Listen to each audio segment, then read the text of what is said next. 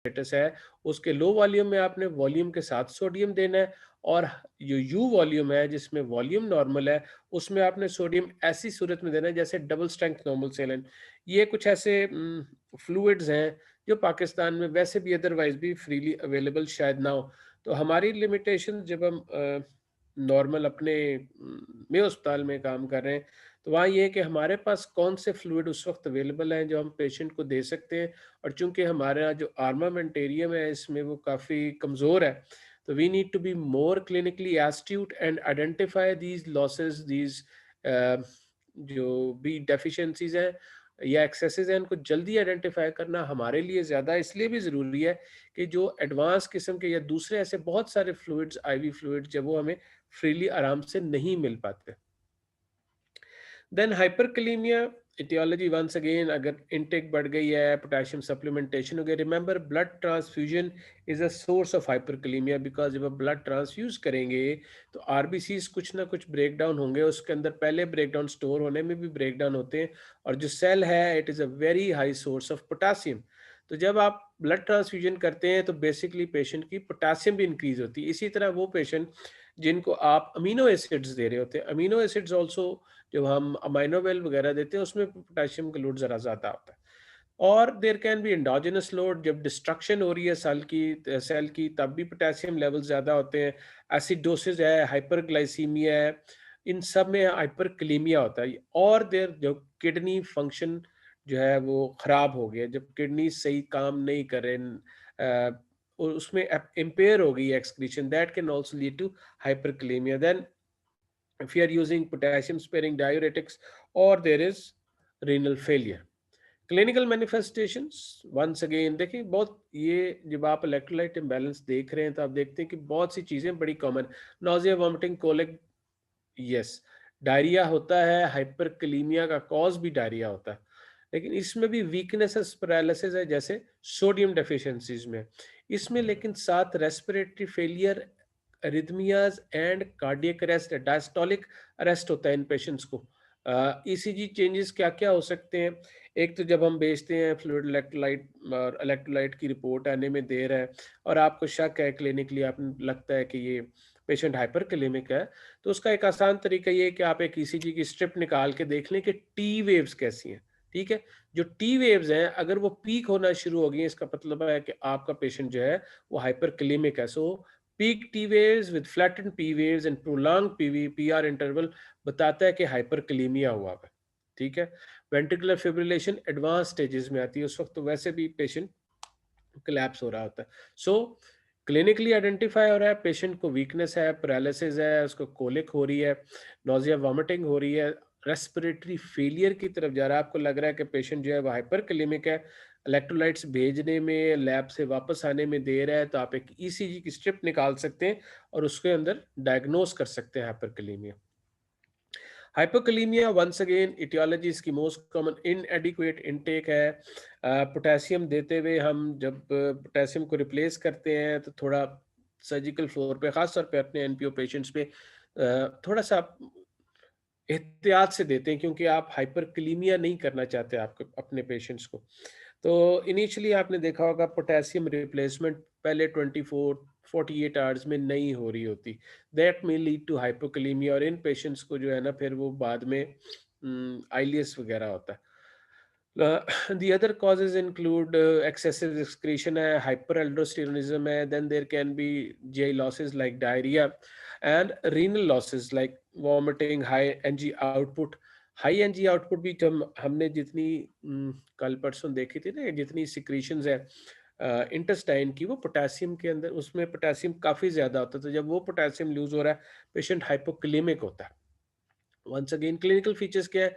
एक of course आईलियस है, क्योंकि जनरेट नहीं हो रही कंट्रैक्शन मसल्स की in the small intestine, so there can be ileus, there can be constipation, then reflexes are decreased, fatigue होती है, मसल कमजोर होते हैं, पैरालिसिस हो रहा था, कार्डियक अरेस्ट इसमें भी हो सकता है। सो रिमेंबर, हाइपरकलीमिया में एरिथमियास के साथ वेंट्रिकुलर फिब्रिलेशन और अरेस्ट होता है, उसी तरह हाइपोकलीमिया में भी कार्डियक अरेस्ट होता है। अब ये हमें पता है कि ये ऐसा क्यों होता है। वी नो कि जो एक्शन पोटेंशियल जनरेट होना है, उसके लिए ज़रूरी है कि एक सोडियम और पोटेशियम के एक लेवल्स हैं और वो लेवल्स एक दूसरे से डिफरेंशिएट करते हैं, तो एक्शन पोटेंशियल जनरेट होता है। तो अगर ऐसा नहीं है, पोटेशियम अवेलेबल ही नहीं है, तो मेम्ब्रेन जो है वो एक्शन पोटेंशियल जनरेट नहीं कर सकती। वंस अगेन इसके अंदर भी ईसीजी वेव्स बहुत इंपॉर्टेंट है। इसमें यू वेव्स आ सकती हैं, टी वेव फ्लैटनिंग होती है, एसटी सेगमेंट में चेंजेस होते हैं और इसमें भी इरिथमियाज आ सकते हैं। सो वंस अगेन पोटेशियम ऐसा आयन है कि अगर आप इलेक्ट्रोलाइट्स आपने भेजे हैं और आपके पास वापस आने में जैसे 4-5 घंटे तो लगना मामूली बात है, इससे ज़्यादा टाइम भी लगता है, and mean while you feel the patient is getting more serious, तो आप एक ईसीजी की वे स्ट्रिप निकाल के उस पर देख सकते हैं कि पी वेव्स कहती है। हमें पता है हाइपरकलीमिया में पी वेव्स टेंटेड है, उसमें पी आर इंटरवल बढ़ गया।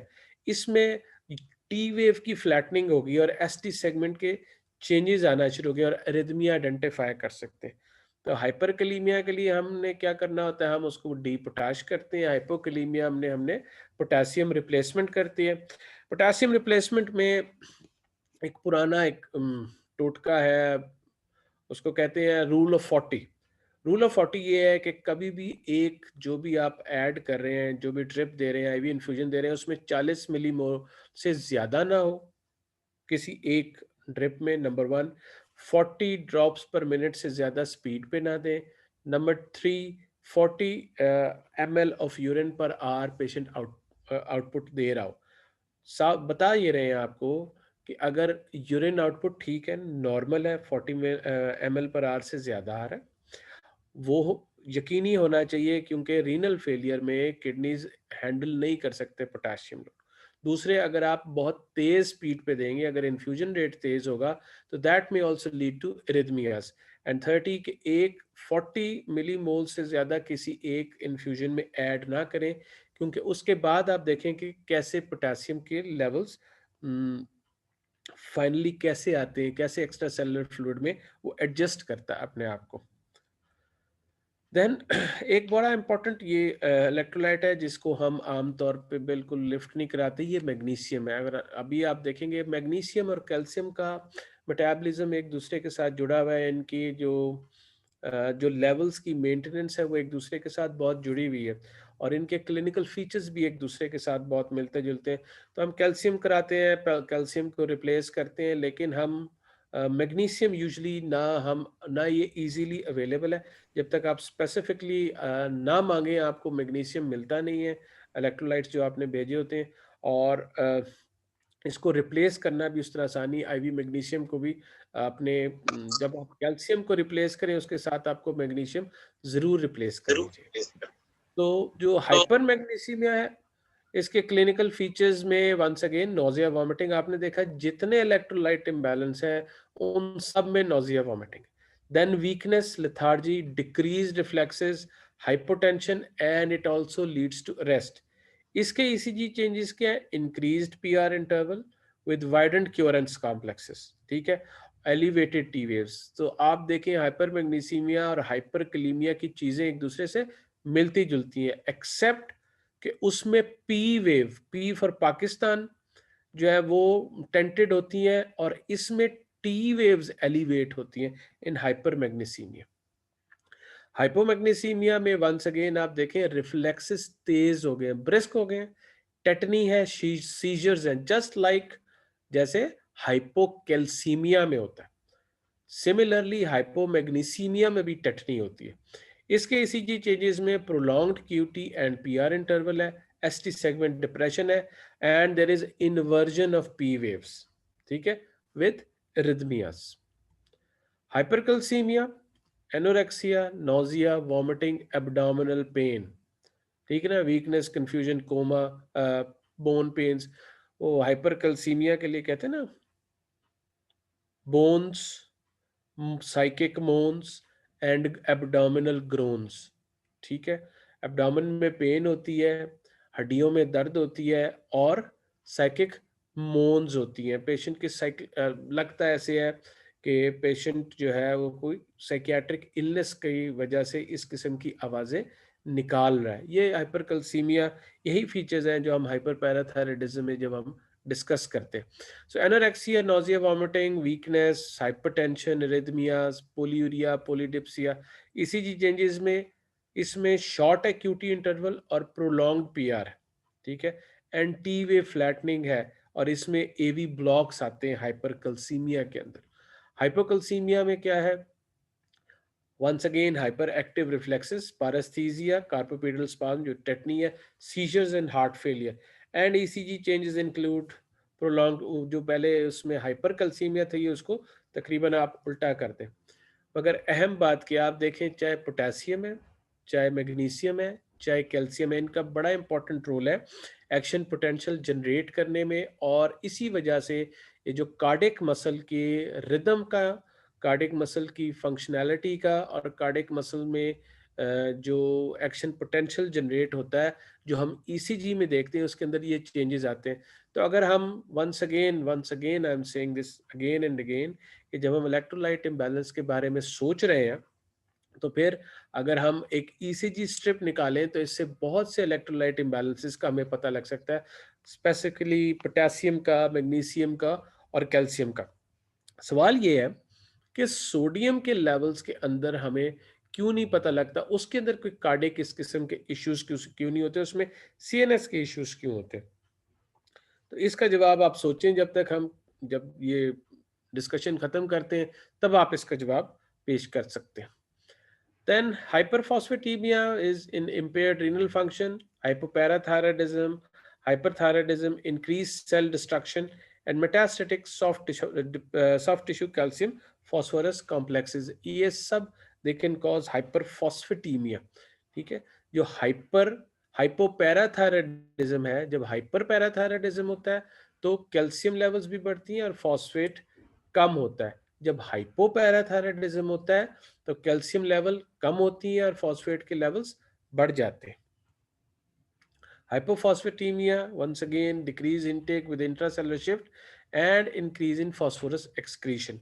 It can affect oxygen availability and decrease in high energy phosphate. क्यों? हमें पता है कि सारी जो एनर्जी सेल्स की है वो किस चीज पे है? एडिनोसिन ट्राइफॉस्फेट पे। तो अगर फॉस्फेट अवेलेबल नहीं है, एएमपी से एडीपी बनना है, एडीपी से एटीपी बनना है, तो जो हाई एनर्जी फॉस्फेट्स हैं वो बन नहीं सकते because of lack of phosphate availability, and that can once again lead to cardiac dysfunction. Okay, so important बात क्या है जो हम बार बार बात करें, फ्लूइड इलेक्ट्रोलाइट बैलेंस की जब हम बात करते हैं, ज़रूरत क्या है, होम्योस्टेसिस क्यों ज़रूरी है, ऑस्मोटिक लेवल्स को नॉर्मल रखना क्यों ज़रूरी है? क्योंकि जितने फंक्शंस ह्यूमन बॉडी में हो रहे हैं, जितने फंक्शंस ह्यूमन बॉडी में हो रहे हैं, वो सब केमिकल फंक्शंस हैं।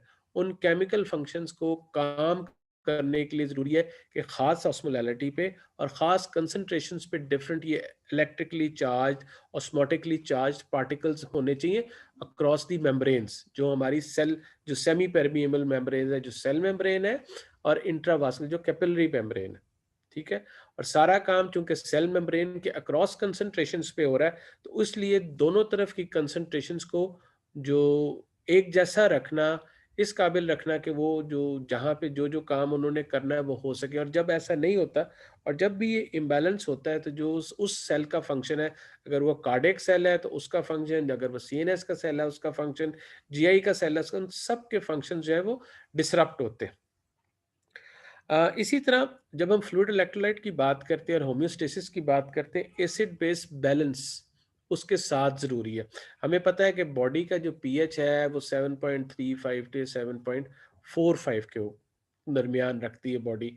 वंस अगेन क्यों? क्योंकि हम जो इलेक्ट्रिकल चार्जेस हैं सेल्स के ऊपर, जो इलेक्ट्रोलाइट्स हैं, वो इस पीएच के साथ बैलेंस होते हैं। Number one. Number two, once again the chemical reactions that need to take place, they also need this kind of pH in which they can perform optimally. इस वजह से बॉडी के अंदर नेचुरली बफर्स मौजूद हैं जो कोशिश करते हैं इस होम्योस्टेसिस को एसिड बेस के मेंटेन करने के लिए। जो बफर्स जो है वो इंट्रासेलुलर प्रोटीन्स और फॉस्फेट है, और extra cellular bicarbonate carbonic acid system है। और सबसे बड़े जो बफर्स हैं वो किडनीज और लंग्स हैं।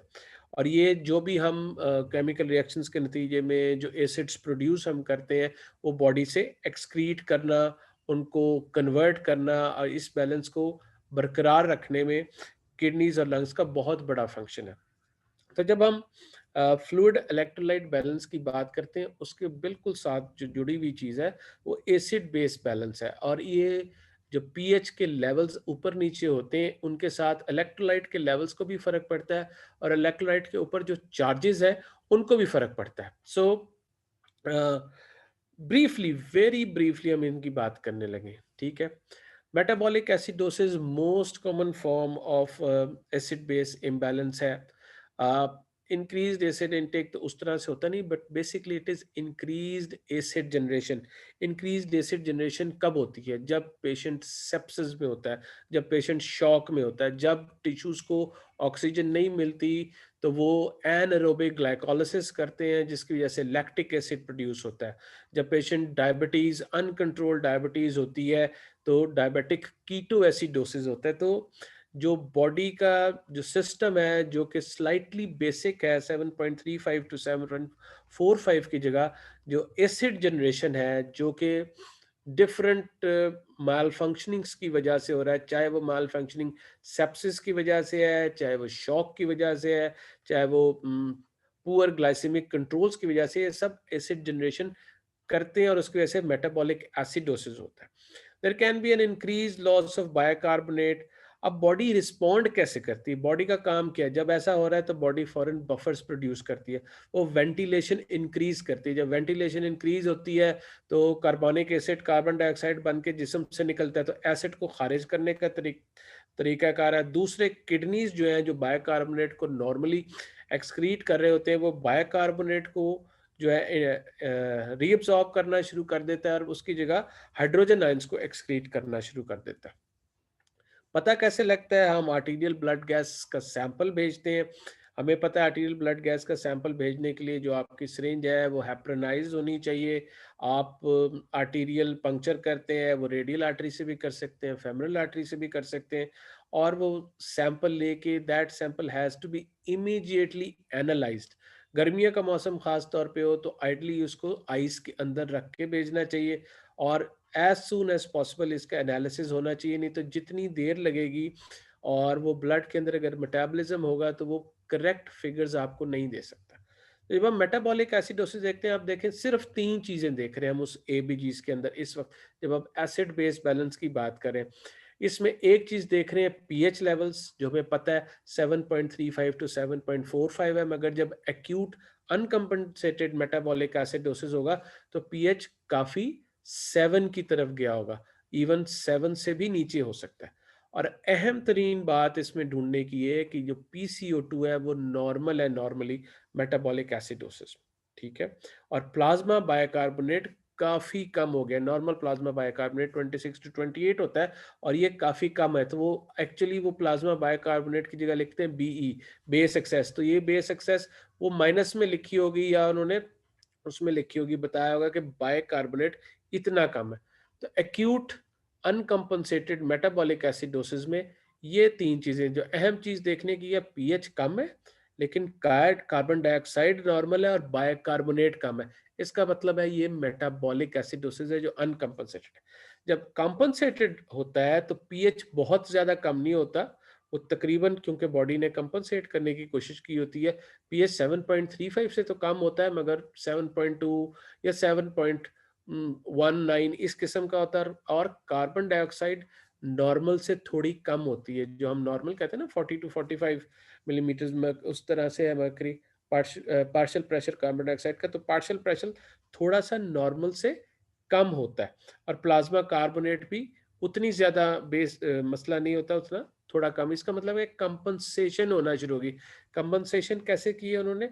हमने कार्बन डाइऑक्साइड को बाहर ज्यादा एक्सचेंज कर दिया, हाइपर वेंटिलेट किया, तो PCO2 के नॉर्मल्स हमारे कम हो गए थोड़े से। PCO2 कम क्यों हो गए? क्योंकि मेटाबॉलिक एसिडोसिस को बॉडी ने कंपनसेट किया, बफर किया। जब मेटाबॉलिक एसिडोसिस के साथ आयन गैप बढ़ा हुआ होता है। आयन गैप क्या होता है? आयन गैप है जो हम कहते हैं sodium plus potassium minus chloride, ठीक है। क्योंकि सोडियम और पोटेशियम इस तरफ है, पॉजिटिव है, और क्लोराइड नेगेटिव में है। तो एक ion gap basically plasma proteins की वजह से होता है, उनका नेगेटिव चार्ज होते हैं वो। तो कब होता है इंक्रीज्ड आयन गैप? जब एक्सोजिनस और एंडोजिनस एसिड प्रोडक्शन बढ़ी हुई है, जो कि हमें पता है कि सेप्सिस में बढ़ती है, शॉक में बढ़ती है। ठीक है। नॉर्मल आयन गैप कब होता है? नॉर्मल आयन गैप होता है उस वक्त जब बायकार्बोनेट लूज हो रहा है या जीआई लॉसेज है, जैसे डायरिया वगैरह में, या यूरिट्रोसिग्मोइडोस्टमी है, या रिनल ट्यूबुलर एसिडोसिस वगैरह के अंदर। ठीक है। या किसी को आपने जो दवाई दी थी कार्बोनिक एनहाइड्रेज इनहिबिटर, उसकी तादाद ज्यादा हो गई। ठीक। तो जब हमने मेटाबॉलिक एसिडोसिस आइडेंटिफाई किया, तो हमने साथ ये ढूंढना है कि आयन गैप बढ़ा है या आयन गैप नॉर्मल है। जब आयन गैप बढ़ा होता है तो इसकी मोस्ट कॉमन कॉज जो है वो एसिड प्रोडक्शन में इंक्रीज होता है। और एसिड प्रोडक्शन में इंक्रीज हमने बात की, उसके तीन बड़ी वजूहत का हमें जरूर पता होना चाहिए। एक का नाम सेप्सिस है, दूसरे का नाम शॉक है, और तीसरे का हाइपरग्लाइसेमिक स्टेट जो डायबिटिक कीटो एसिडोसिस है या हॉन्क है। देन मेटाबॉलिक एल्कलोसिस 7.45 से ज़्यादा जब हो जाए, जब बाइकार्बोनेट जनरेटिंग आयंस बढ़ जाए, या क्लोराइड कम हो जाए बॉडी से, मिनरलोकॉर्टिकॉइड एक्सेसेस हो, बहुत ज़्यादा हाइपोकलीमिया हो, गैस्ट्रिक जूसेस का लॉस हो, बहुत ज़्यादा डायरेटिक्स का इनजुडिशियस इस्तेमाल है, या आपने एसीटेट सिट्रेट्स वगैरह ज़्यादा दे दिए पेशेंट को। तो मेटाबॉलिक एल्कलोसिस में आर्टीरियल ब्लड ग्लैस एनालिसिस को क्या होगा? जो अनकम्पनसेटेड हो गई, जैसे उसमें एसिडोसिस में अनकम्पनसेटेड था, तो पीएच में इफेक्ट काफी ज्यादा था। कार्बन डाइऑक्साइड इसमें भी नॉर्मल है, मेटाबॉलिक में नॉर्मल रहेगी। प्लाज्मा बाइकार्बोनेट ज्यादा बढ़े होंगे, वो बता रहे होंगे कि ये मेटाबॉलिक इश्यूज है। जब कंपनसेट होना शुरू हो जाएगा, तो पीएच की वैल्यूज भी बहुत ज्यादा फर्क नहीं होगी, थोड़ी फर्क होगी, और कार्बन डाइऑक्साइड भी थोड़ी सी बढ़ी हुई हो सकती है। बॉडी रिटेन करने की कोशिश करती है कार्बन डाइऑक्साइड को, क्योंकि ये एसिड है। और प्लाज्मा बाइकार्बोनेट अगरचे रेज्ड होगा, मगर बहुत ज्यादा वैल्यूज रेज्ड नहीं होंगी।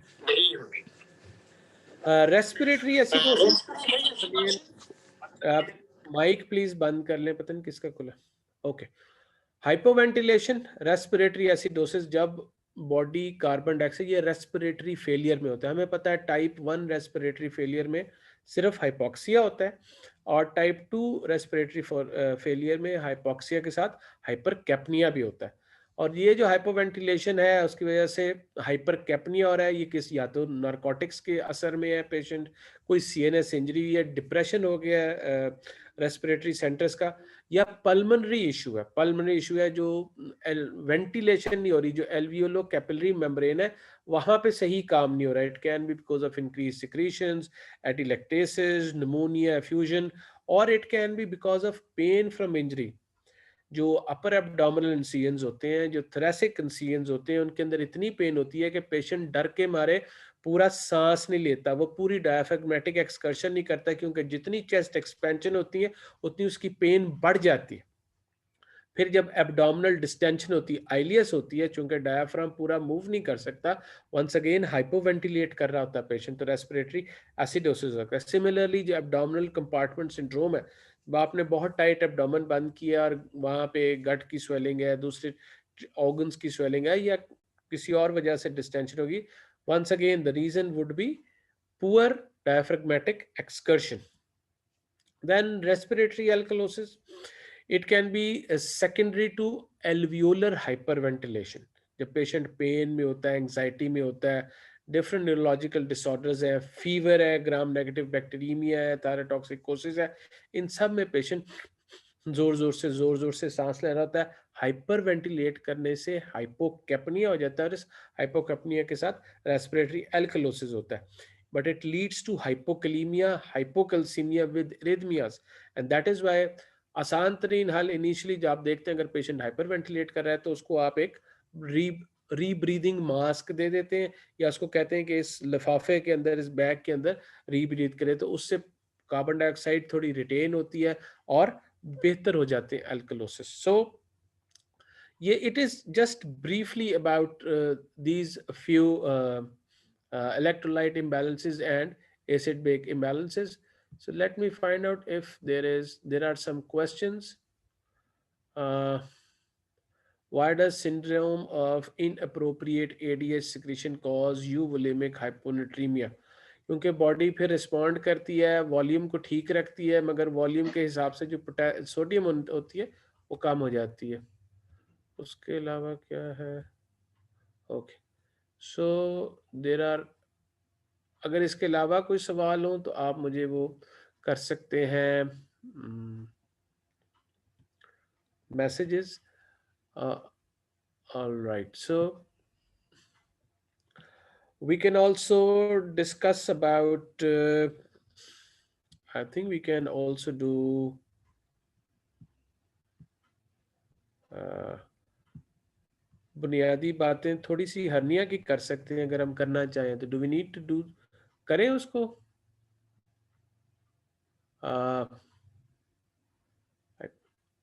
आई can't hear you people. All right, all right. So hernia की थोड़ी सी बिल्कुल बात आज शुरू करते हैं, देखते हैं कि हम कितना कर सकते हैं उसके बारे में। ठीक है, where have I put it? Okay,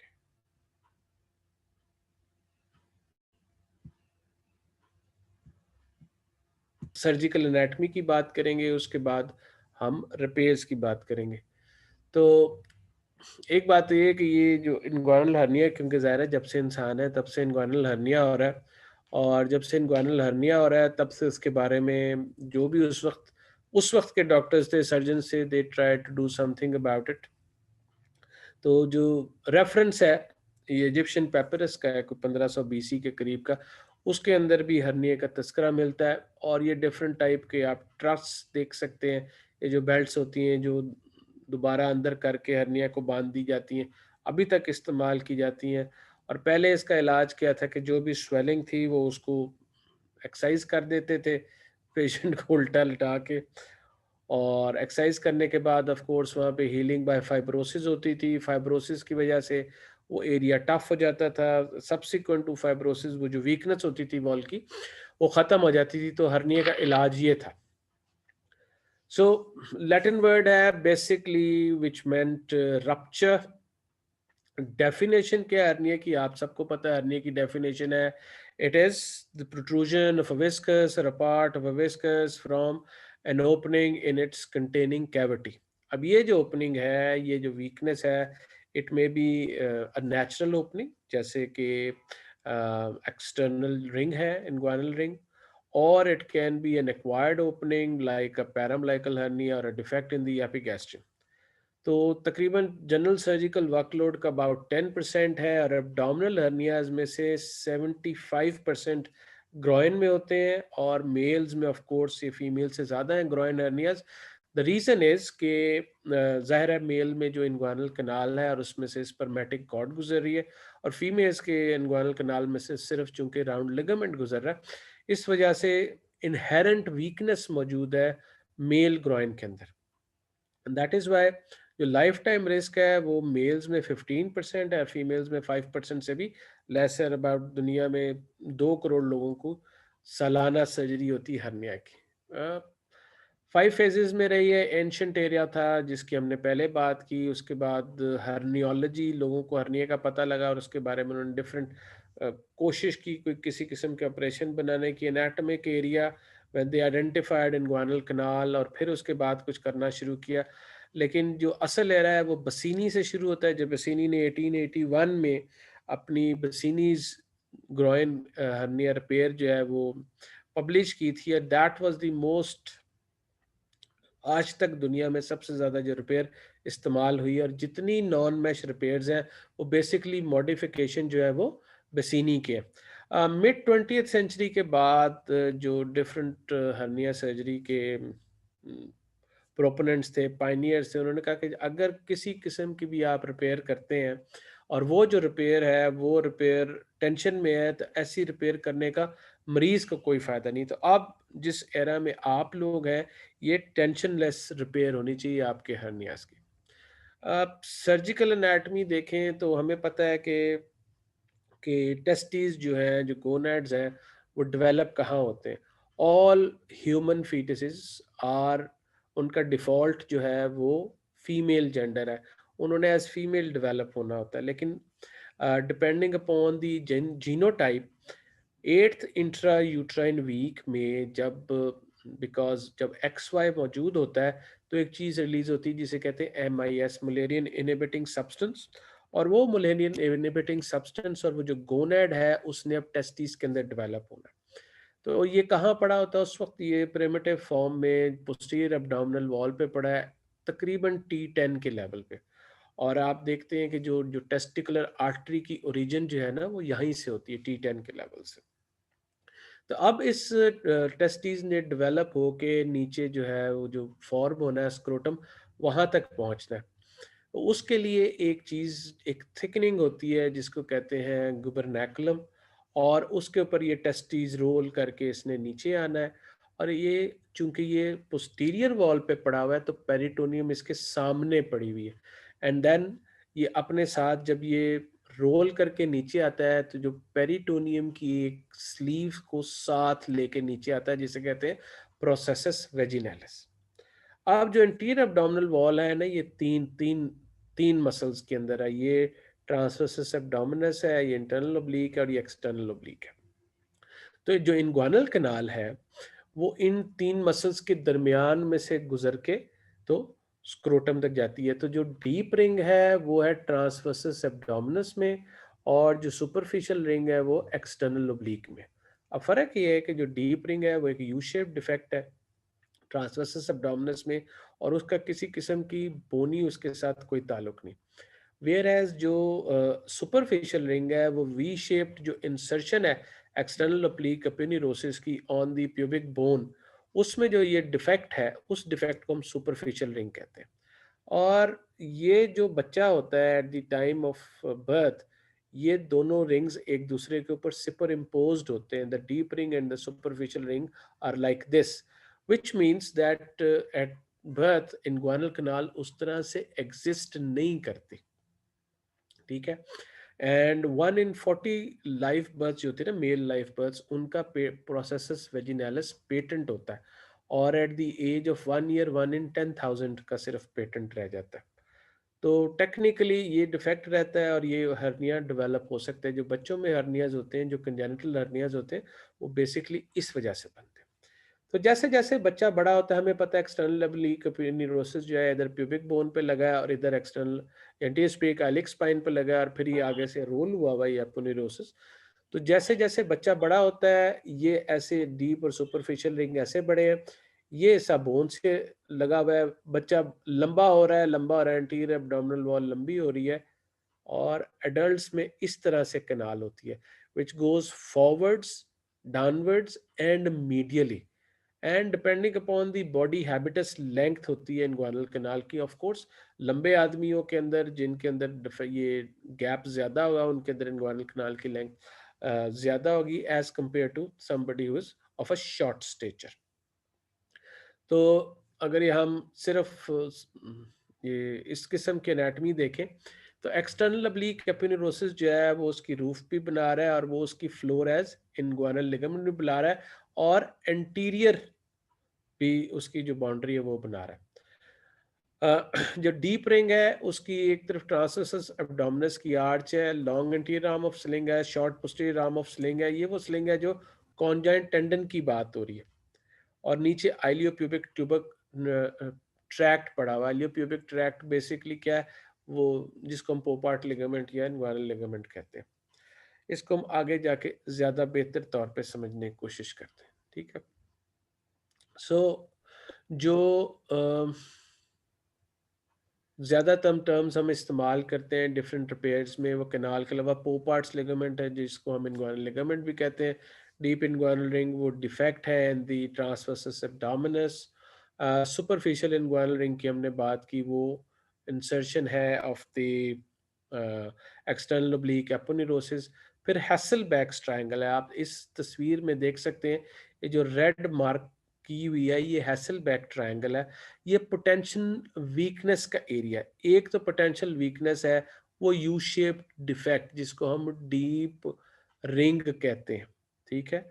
और दूसरी पोटेंशियल वीकनेस ये हैसलबैक ट्रायंगल है जिसको आप देख रहे हैं कि वो मिडली जो है वो it is bound by the lateral edge of rectus abdominis, and inferiorly it is the inguinal ligament or the Popart ligament, and laterally it is bound by the inferior epigastric vessels. ठीक है, ये Hasselback's triangle, it is a potential weak area in the posterior wall of the inguinal canal. ठीक है, ये जो inferior epigastric vessel है ये medial edge है उस यू शेप डिफेक्ट की जिसको हम डीप इनग्वानल हर्निया कहते हैं। जब इनग्वानल लिगामेंट आके प्यूबिक बोन को लगता है तो यहाँ पे ये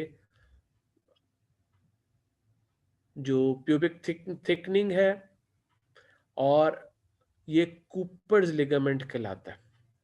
कूपर लिगामेंट वो थिकनिंग है जो सुपीरियर प्यूबिक रेमस पे इनग्वानल लिगामेंट के लगने से लगती है, और ये वो लैकुनर लिगामेंट है जो इसकी मीडियल से लैटरल थिकनिंग मौजूद है। तो जब हम एक रिपेयर करते हैं जो कूपर लिगामेंट रिपेयर करते हैं उसमें हम इस लिगामेंट को इस्तेमाल करते हैं, ये मैकविज रिपेयर भी कहलाता है, इसके हम बाद में अभी बात करेंगे। So this is the Hesselbach's triangle. तो हमें पता है कि पोस्टीरियर वॉल में ट्रांसवर्सस एब्डोमिनस के साथ कॉन्जॉइंट टेंडन है, ठीक है, और ये इसका एक मीडियल वीक एरिया है जिसको हम हैसलबैक्स ट्रायंगल कहते हैं। इसकी रूफ जो है वो कॉन्जॉइंट टेंडन के फाइबर्स बना रहे हैं जिसके अंदर एक्सटर्नल ओब्लिक एपोनेरोसिस भी शामिल है। इसकी इंटीरियर वॉल जो है वो एक्सटर्नल ओब्लिक एपोनेरोसिस बना रहा है, और जो इसका फ्लोर है वो भी एक्सटर्नल ओब्लिक एपोनेरोसिस का जो फ्री एज है जिसको हम इनग्वानल लिगामेंट कहते हैं वो बना रहा है, ठीक है। और जो कॉन्जॉइंट टेंडन है जब भी हम खांसते हैं जोर लगाते हैं एंटीरियर एब्डोमिनल तो कॉन्जॉइंट टेंडन ऐसे बंद हो जाता है। जिस हम स्लिंग की बात करें ये स्लिंग इसको बंद कर देती है, ठीक है। ये जो स्लिंग है जो बूढ़े लोगों में उसमें वीक होना शुरू हो जाती है, या अगर किसी ने जो इसकी आइलियो इनग्वाइनल नर्व जो है जो इसको सप्लाई करती है स्लिंग को, अगर वो डिवाइड हो जाए, उसको डैमेज हो जाए, उसकी इंजरी हो जाए जैसे अपेंडेक्टमी में हो सकती है, तो फिर भी पेशेंट की ये जो पोस्टीरियर वॉल होती है वीक हो जाती है क्योंकि कॉन्जॉइंट टेंडन वीक हो जाता है। बूढ़े लोगों में कॉन्जॉइंट टेंडन वीक हो जाता है, इसीलिए वो एक्वायर करते हैं what is known as a direct inguinal hernia. तो जो हर्निया इस इंफीरियर एपिगैस्ट्रिक वेसल के लैटरली निकलता है उसको हम इनडायरेक्ट हर्निया कहते हैं, जिसको पहले ओब्लीक हर्निया कहा जाता था, और जो इसके मिडली निकलता है वो डायरेक्ट हर्निया कहलाता है, ठीक है।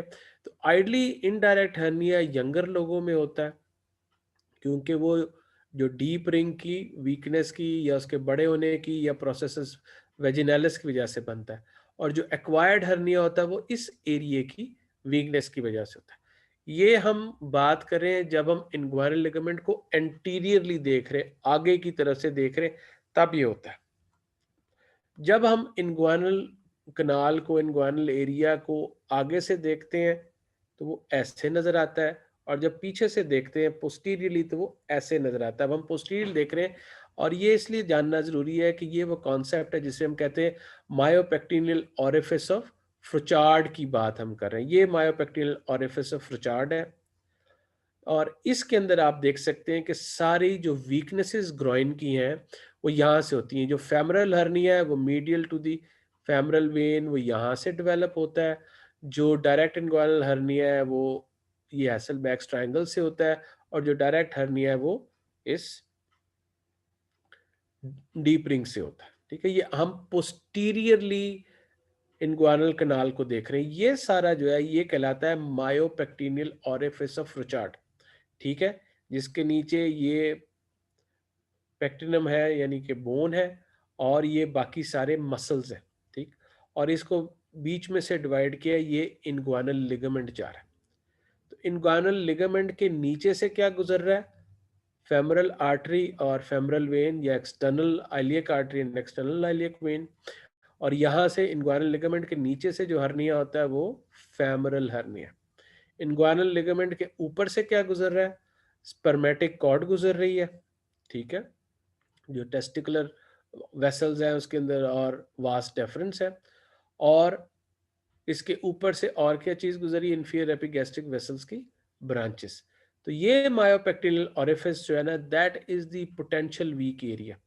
और जब हम पोस्टीरियर रिपेयर्स की बात करते हैं तो वो सारी पोस्टीरियर रिपेयर्स इस मायोपेक्टिनल ओरिफिस ऑफ रुचार्ड को स्ट्रेंथन करने के लिए बनी है। चाहे वो हम लेप्रोस्कोपिकली करें, टैप करें या टैप करें, चाहे हम ओपन करें, स्टूपा करें या रीव करें, हम बेसिकली हमारा काम ये है कि इस मायोपेक्टिनल ओरिफिस ऑफ रुचार्ड जो पोटेंशियल वीक एरिया है, जहाँ से सारे ग्रोइन हर्नियाज डेवलप होते हैं, उसको हमने कवर करना है, स्ट्रेंथन करना है, उस पर कोई मैश लगाना है। पर जब हम लेप्रोस्कोपिक सर्जरीज की बात करते हैं तो ये दो बहुत मशहूर ट्रायंगल हैं। ये कहलाता है, इसको ट्रायंगल ऑफ डूम कहते हैं, इसको ट्रायंगल ऑफ पेन कहते हैं। और जब इन दोनों को मिला देते हैं, अगर आप इन दोनों ट्रायंगल्स को, आप देख सकते हैं ये टेस्टिकुलर वेसल्स हैं जो इसकी लैटरल बाउंड्री और इसकी मीडियल बाउंड्री, जब इन दोनों ट्रायंगल्स को आप जोड़ देंगे तो ये एक ट्रेपिजॉइड बन जाएगा। इसे कहते हैं ट्रेपिजॉइड ऑफ केयर। ठीक है। अब ये ट्रायंगल ऑफ डूम क्यों कहलाता है? ट्रायंगल ऑफ डूम इसलिए कहलाता है कि इसमें ये दोनों वेसल्स हैं मेन, ये एक्सटर्नल आइलियक आर्टरी है, ये वेन है, ये वास डेफरेंस है, ये टेस्टिकुलर वेसल्स है। इसमें मैं किसी भी ऑर्गन को डैमेज करूं, ठीक है, किसी भी, तो क्या नतीजा निकलेगा? नतीजा ये निकलेगा वास्ट के मैं वास्ट डेफरेंस को डैमेज करूंगा तो पेशेंट की फर्टिलिटी को इशू होगा। अगर मैं इन वेसल्स को डैमेज करूंगा तो जो जो टेस्टीज है वो गैंग्रीनस हो सकता है, उसकी ब्लड सप्लाई डैमेज हो जाएगी।